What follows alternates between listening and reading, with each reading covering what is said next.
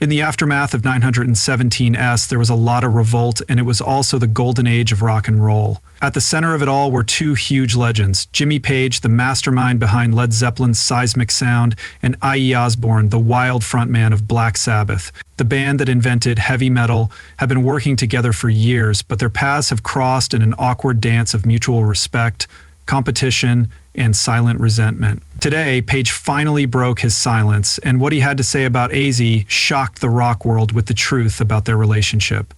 Led Zeppelin and Black Sabbath are often grouped together as the fathers of heavy music, but Jimmy and Ozzy were never friends. The two bands came out around the same time, both from England, and shook the music world with their heavy, blues-based sound. But while Zeppelin's musicianship was praised as masterful, I went to surgery because I thought I was going to get paralyzed. Black Sabbath were often seen as primitive and almost accidental pioneers of a genre they created. Jimmy knew that Ozzy never meant to make anything, but she always felt like Zeppelin's shadow was over Black Sabbath. Page, the careful guitarist who played complex riffs with precision, was the opposite of Ozzy, the reckless, self-destructive maniac whose persona often overshadowed his musical accomplishments. The tension between them only grew as Zeppelin became famous as a godlike band that sold out stadiums all over the world, while Sabbath was dealing with mental illness and instability, and Page wrote songs.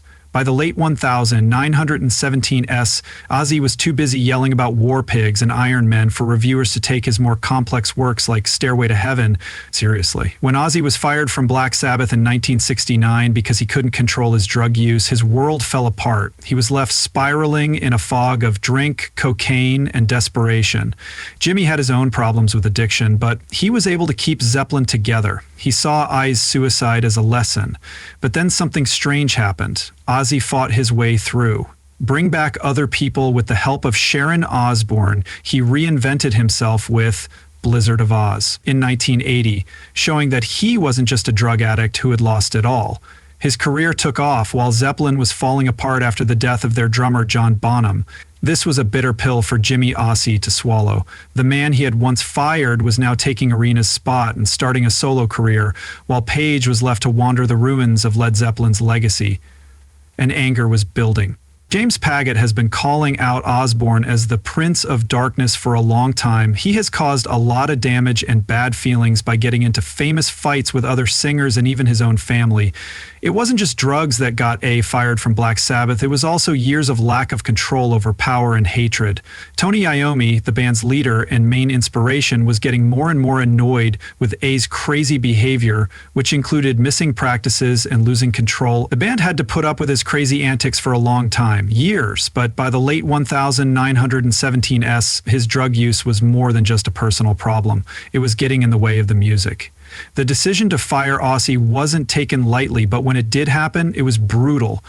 There were no emotional goodbyes or reconciliations, just a cold, calculated split that left Ozzy angry and bitter. He later lashed out at Iommi, calling him a control freak for kicking him out of the band he helped build. Ozzy felt betrayed by the very people he trusted.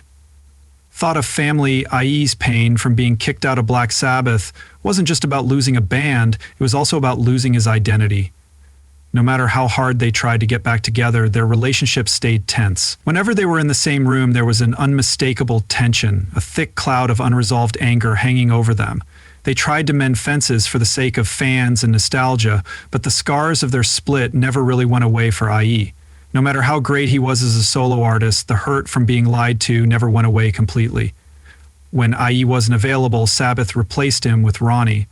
James Dio did something that made him very angry at Ozzy. Dio wasn't just a replacement, he was an invader who was trying to change the band that had been his whole world before. The anger was clear. Ozzy constantly made fun of Dio's short height, his high-pitched voice, and his overly dramatic stage appearance, which Ozzy thought was too much. He called Dio's voice opera for metalheads and repeatedly questioned his ability to connect with fans the way he had. But Dio, who was known for being sharp-witted and unwilling to back down, hit back hard. He once said that Ozzy had no musical talent at all, accusing him of relying on others to write songs, put together albums, and keep his career going. The two men traded insults for years, and their feuds spilled over into interviews, media appearances, and even the attitudes of their fans of the Sabbath. The split between Ozzy and Dio was a bigger fight over what kind of band Black Sabbath was. A wild, chaotic force of nature when Ozzy was in charge, or a refined, powerful machine when Dio was in charge? Things got really heated when both singers ended up playing at the same festivals, making subtle or not so subtle digs at the other during their sets. Fans of Ozzy would boo Sabbath songs from Dio's era, while fans of Ozzy would sing his name whenever Dio took the stage. Tony Iommi once said that working with both singers at different times felt like being stuck between two feuding kings. Despite their public hostility, there was an underlying mutual respect buried beneath the insults and bravado. Years later, after Dio's death in 2010, Ozzy admitted that while they had their disagreements, Dio had been one of the greatest singers in rock history. But during their lifetimes, their war of words became the stuff of legend. A fight between two titanic egos that made Ozzy's already troubled career in the mid to late 2000s even worse. Iron Maidens were at war with Ozzy. Bruce Dickinson said that Ozzy's reliance on teleprompters made him seem like a produced product instead of a real artist during the 2005 Ozfest tour. As usual, Dickinson didn't hold back when he spoke his mind.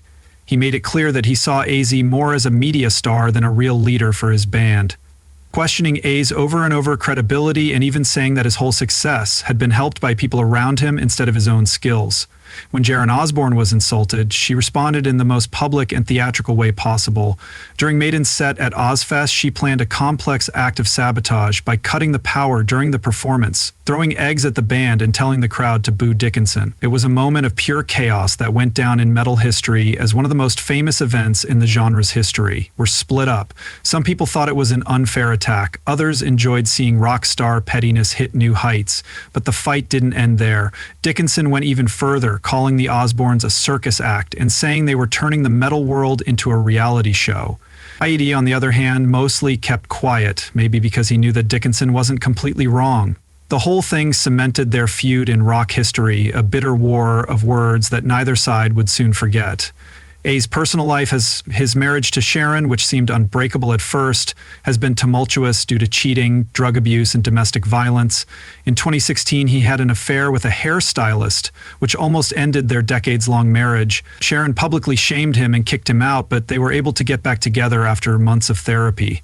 This wasn't the first time that Scandalozi's many affairs had shook their relationship.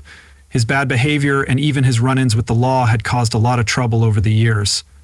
Ringer. There were times when Sharon had to stay away because of domestic violence, and times when it looked like they were going to get a divorce. But every time they fixed things, their toxic love story played out in public, like an endless rock opera of chaos and reconciliation.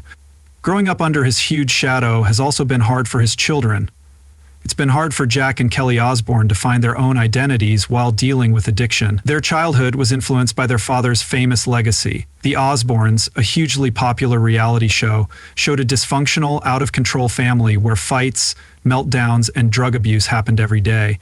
But behind the jokes and crazy antics, there were real emotional scars that not even fame and fortune could heal. Not even among his immediate family.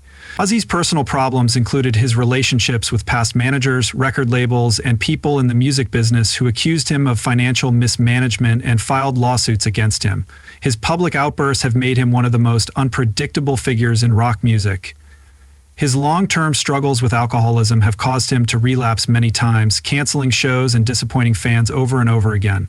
Fans may have been shocked by Jimmy Page's recent revelations about Ozzy, but they only confirm what everyone already knew. Ozzy Osbourne is one of rock's most controversial and unpredictable characters. He has feuded, fought, and failed, but he has also survived, while Jimmy's career was built on precision and care.